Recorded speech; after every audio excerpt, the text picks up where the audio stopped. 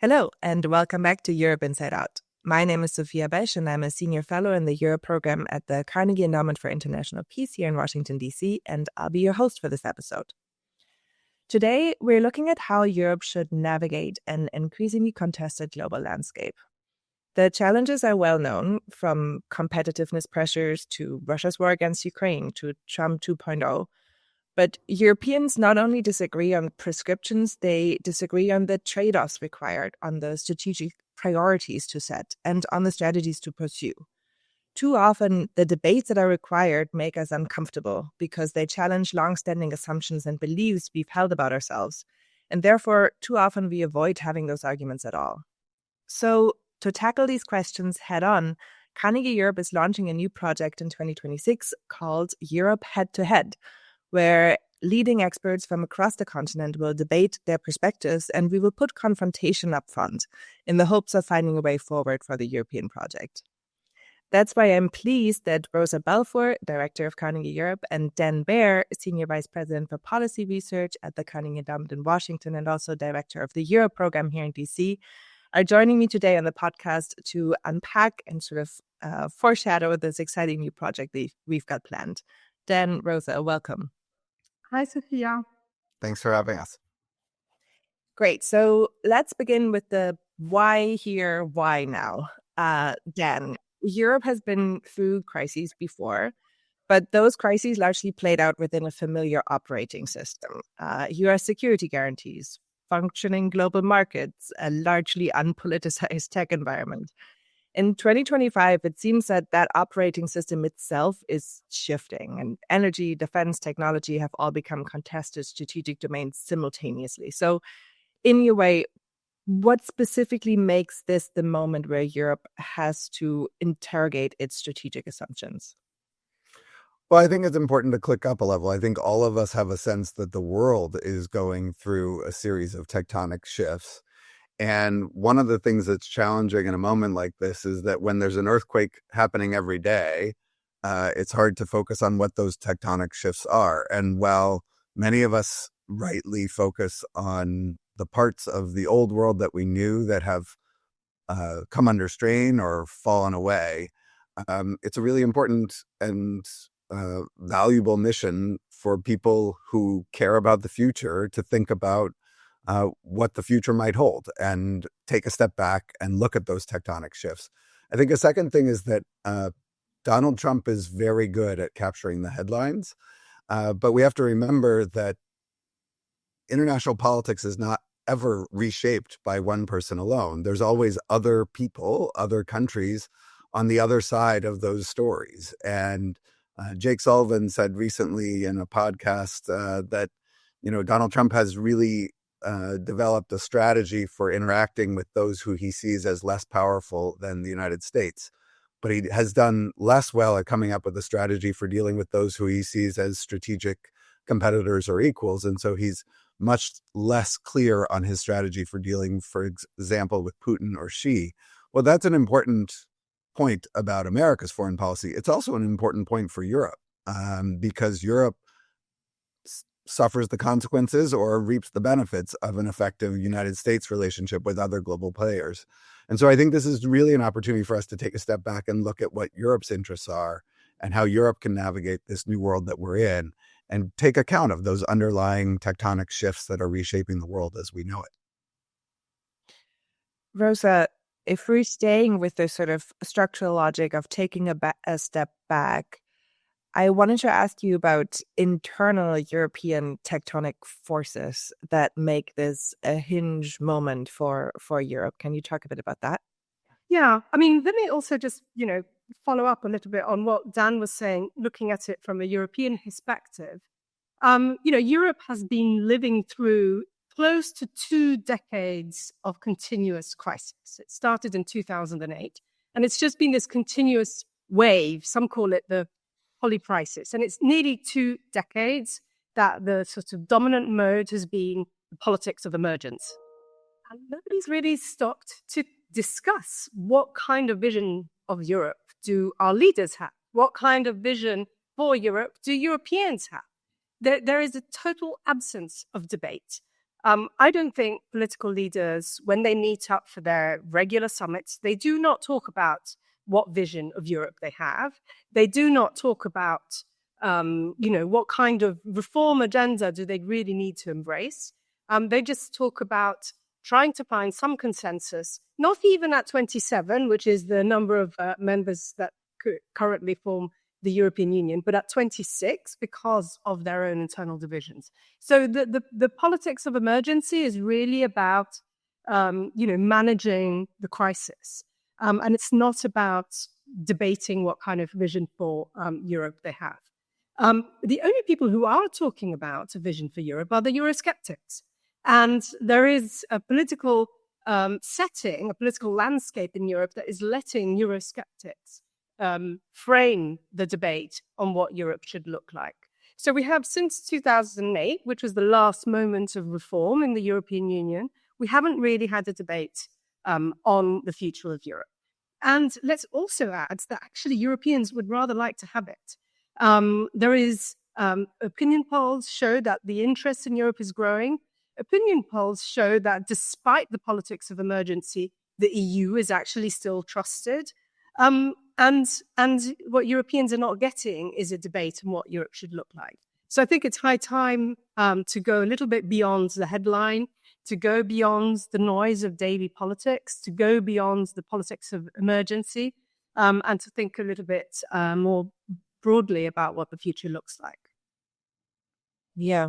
So listening to both of you, I think it's very clear that externally and internally, we are in a new era. And the question then becomes whether Europe can operate strategically within it, which brings us to the second theme that you've sort of already alluded to, Rosa, which is this theme of paralysis, really, Yeah. because it's not a lack of diagnosis, right? We've had these big landmark reports from Draghi, from Minister, from Letta, big structural proposals on European competitiveness, European resilience, the future of the single market, with a ton of suggestions and proposals for how to enact a new vision for Europe. And yet we still have European leaders behaving incrementally. In fact, no one even seriously really debated the proposals in these landmark reports. I would say that we're really seeing the dangers of a sort of benevolent disinterest in vision, right? If European leaders gave these reports the benefit of engaging seriously and critically with them, we would be at least in a substantial debate. Instead, we sort of get all of that would be nice, but over the day-to-day struggle of managing these crises, we don't really have time to address the bigger issues, the bigger vision. So if I put it analytically, the question to me is, why is the system not converting strategic insight into strategic action? Yeah. Mm-hmm. Yeah. No, you're totally right. It's actually quite striking how little discussion there has been on the individual reports that have come out, which are, even from the point of view of traditional politics, left and right approaches to the economy. There are issues to be debated, and they haven't been debated, which I think is your definition of benevolent. What was it? Benevolent disinterest. Exactly. I think that's very apt. What we have this kind of triangle of despair. We have a hostile world. We have a huge reform agenda that needs to address security and defense, because the Americans are not going to be defending Europe any longer. Needs to address Europe's economic vulnerabilities because its growth is not satisfactory and certainly not sufficient to meet the big security and defense requirements. We need to transform the economy so that it can address the climate crisis. So we have a huge agenda that needs to be addressed, and that is outlined in several reports. And then the other angle, the other corner of this triangle is the politics, and the incommensurability between these 3 points is really quite extraordinary. I don't think we've ever seen a political leadership that is so incapable of addressing these. And you're right. Why is this? And again, just to reiterate the point, this is close to 2 decades of crisis. So why is it that we haven't managed to get to the bottom of it? I think the first point would be this is a general a challenge and a problem at the international level. It's not just at the European level. The second issue is that Europe does have a governance problem. The continent at large, the UK has left the European Union. There are countries that are wanting to join with the EU. So we have a governance issue that is in perpetual flux. And the treaties, the mechanisms, etc., are clearly not fit for purpose. I think we have a real problem in the sense that on the European continent, there's been this, since the 1950s, this strong drive towards integration and towards delegating authority to Brussels. But this has not been matched by a similar development in terms of what the national debates are about. So we have a real mismatch between national politics and policymaking at the EU level. There's a disjuncture there between debates, between identities, between accountability mechanisms. And then I think more broadly, there's a real crisis of democracy in the sense that the democratic models that we've been developing since the end of the Second World War have not been capable of reforming themselves to address the the simultaneous challenge that some authority is being delegated to the international level or the regional level, and a lot of problems are manifesting themselves very much at the local level. So we have a real problem of governance, which is actually a crisis of democracy. And I think if you add those together, we can find a structure to understand many of the policy challenges that we're facing today. Yeah, that's really fascinating. I mean, I will say that, and Rosalie, you and I have talked about this before, and I think the capital where you feel the paralysis least is probably Brussels. There are people with big ideas and big visions who pragmatically and proactively are working for a new Europe. And then really the angst is in the capitals. And we've long talked about, where is the motor for European political integration? It used to be Paris and Berlin. It's perhaps not those two countries anymore, but how can we empower Brussels to actually enact on some of these ideas? Dan, I want you to comment on what Rosa has said, and then maybe also broaden this idea of where the paralysis is coming from to the transatlantic environment and how that may be reinforcing some of the trends that Rosa has been talking about. And if you could maybe also bring in the business ecosystem between Europe and America, and whether that is reinforcing or perhaps opening up new ways out of this paralysis. Great. I mean, I'm going to oversimplify as Americans are wont to do, but as an external observer, it seems to me that three things are true. One, Europe, like all other major powers in the world, is at a strategic inflection point where the strategies for the last half century, the last generation, need to be, in some cases, completely redone and at a minimum refreshed in order to tackle the world ahead. And two, this is happening at a moment where in Europe's own evolution, power sits really kind of betwixt and between Brussels and capitals. And because power sits betwixt and between, neither Brussels alone nor capitals alone can actually develop the strategy for the way forward. And that presents a fundamental challenge for Europe. And third, the transatlantic relationship, which has been fundamental to Europe's strategic outlook since the Second World War, has been changed. And I don't want to overstate it by calling it a divorce, because it's not a divorce, and I have hope for its future. But it has some characteristics of a divorce, certainly in the last decade. And like in a divorce, you not only lose the partner, but you lose the partner at a moment when you're needing to navigate something new, and that partner is the person you relied upon to help you navigate hard things. And so Europe is facing a strategic challenge at a moment when it has really had a break with what has been its closest strategic partner and the source of much of its strategic thinking, certainly in the security realm. And this presents, it's not surprising if you take all of that into account that there is some level of paralysis. From the US side, one of the reasons why I think the United States, or a couple of reasons why I think the United States is not actually well positioned to help Europe right now come up with that new strategy. First of all, I think in the United States, there continues to be an underappreciation of the importance of Europe's future to America's future. It is just not common top of mind thinking in Washington to believe that as Europe goes, so goes America. Despite the fact that if you look at the global context, it is clear that if the United States is going to succeed in the next half century, it is going to need a strong Europe as a partner to manage the world's challenges and to secure prosperity and security for the American people.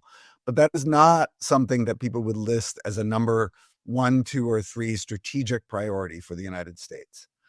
And second, the United States still doesn't know who to call.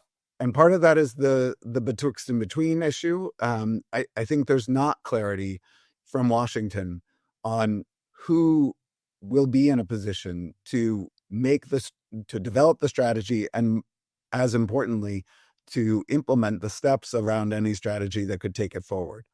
Coming to the end of your question, Sophia, one of the areas that seems to me to be a clear opportunity for a win-win for the United States and Europe in the years ahead is that both the United States and Europe have on their own identified the need to build out their defense industrial base, which is a largely commercial project, obviously with national security implications.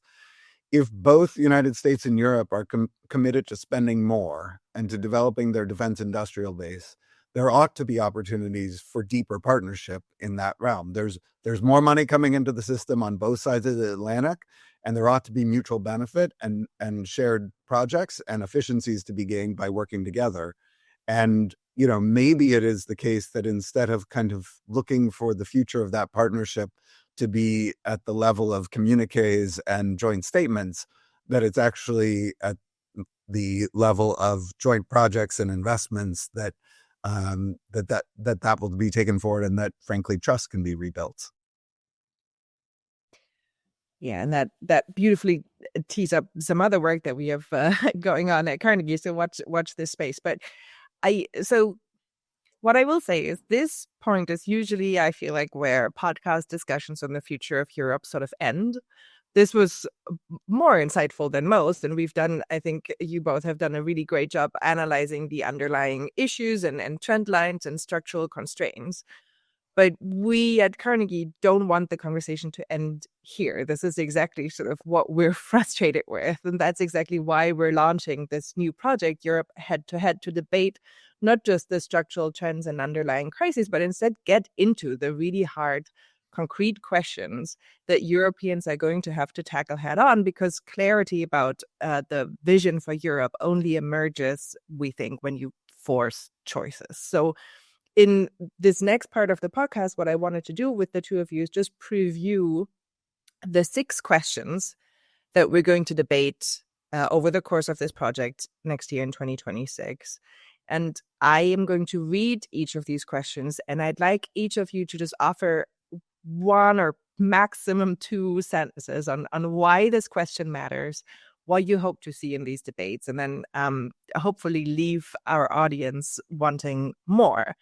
So question number 1 that we will have 2 speakers fight out in our Europe head-to-head debates is, can Europe ever trust the United States again? Rosa, why does this matter? Well, this is, as Dan said, it's not quite a divorce. I think when we started talking about this, we were saying, can Europe divorce the United States? was also one way of putting it. I do think, and I was in the United States to see you very recently. I do think the transatlantic relationship is in a little bit of a bind because those who care for it, perhaps hoping that the transatlanticists on the other side of the pond will be able to keep up the flame of transatlanticism while the United States goes through its anti-transatlanticist administration, shall we say. I think whether Europeans will be able to trust Americans again, I think Europeans really need to learn to trust each other and themselves. And that, on both counts, this has been missing. So regardless of what happens in the United States and regardless of the future of the transatlantic relationship, this trust building in the European continent is absolutely vital. And, there are some in Europe who argue that thanks to Donald Trump, this will actually happen. I have my doubts about it, but I do think the terms of the debate need to be seriously raised. And that's what we hope to do with our podcast series. So we knew 1 to 2 sentences were going to become an impossibility, but I am going to try to discipline the both of you. Dan, can Europe ever trust America again? Yes, but not as much as it once did, which might in the end be a good thing, because it means that the way forward is to develop a shared assessment of reality and a shared vision for the future and to build a partnership that's based on that. Okay. Much more to say on this. We'll all restrain ourselves and look forward to our first debate on this question. Debate number 2 will be broadly on enlargement, but the way that we're phrasing it is would a smaller EU be stronger than a larger one? Dan? No, and I think the people who ask that question are missing the point. The enlargement question isn't about whether there's a smaller Europe with more Switzerlands on the outside. It misses the point that to have a smaller Europe is to leave more pieces on the board and more people without the future that Europe promises. And if the United States was the most magnificent political experiment of the 17th century, of the 1700s, the 18th century, then Europe was the most spectacular political experiment of the 20th century. Rosa? Yeah, I'll be brief to make up for the extra time I took in the earlier question.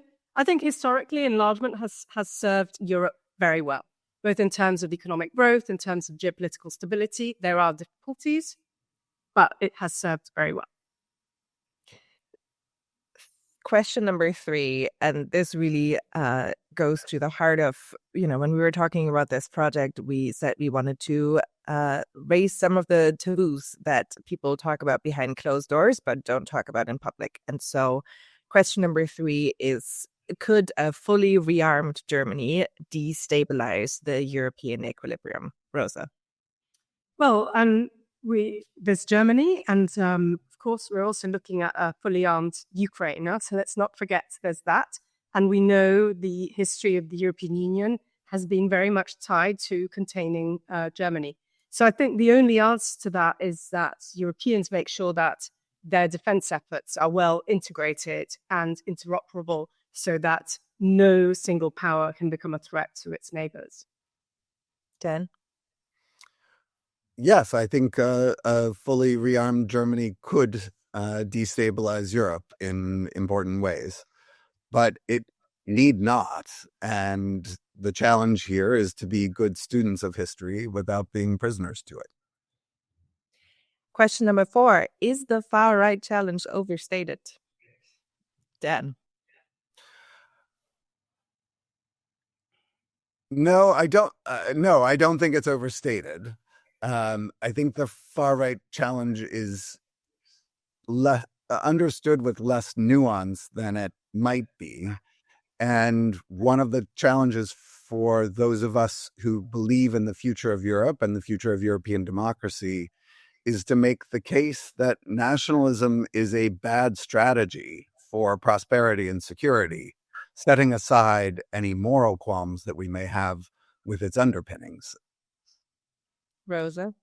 So I think it is existential, but it's not inevitable. And I think the analysis hasn't quite found the right place for the rise of this phenomenon.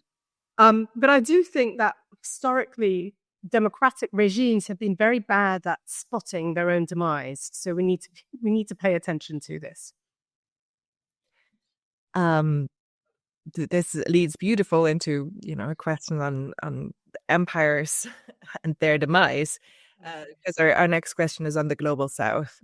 The way that we have framed this is whether the global south would want Europe out. Rosa. I think some global south actors are riding this nationalist wave and challenging Europe in ways that are not dissimilar from the nationalist right in Europe, paradoxically.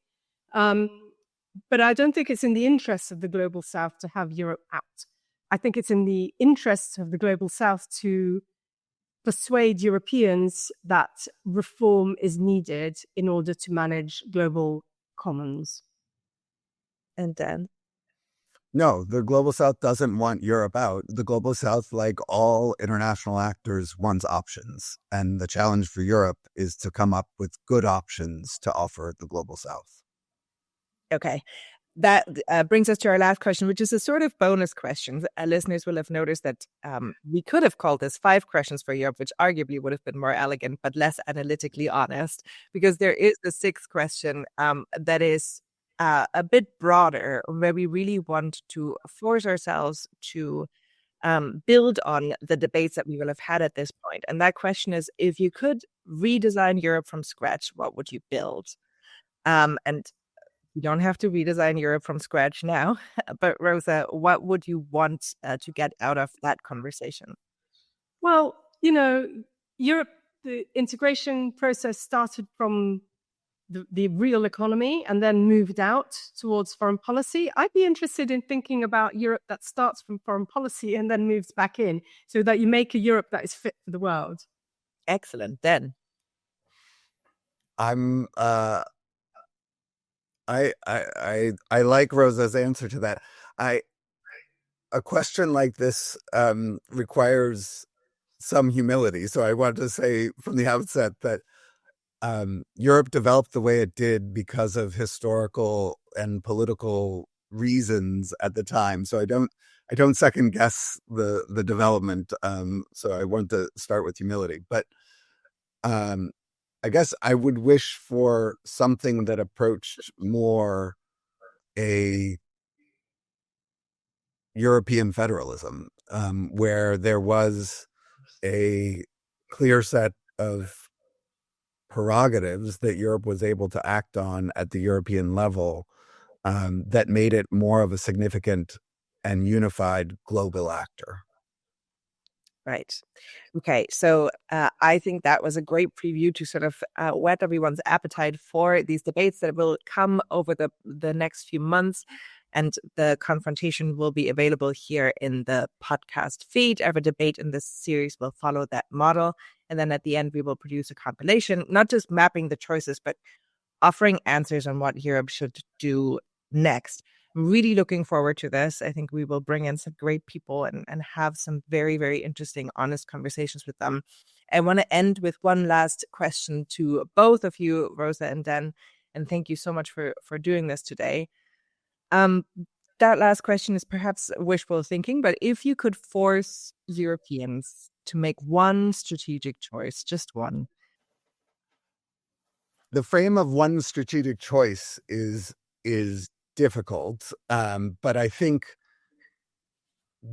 if I could focus them on one of the, say, 3 reports that we highlighted in the beginning of the conversation, it would be the Draghi report, which has gotten a lot of play. But I think there is no way for Europe to have the strong future strategically from a security standpoint and economically that it must have without figuring out its way back to being a source of innovation in the global economy.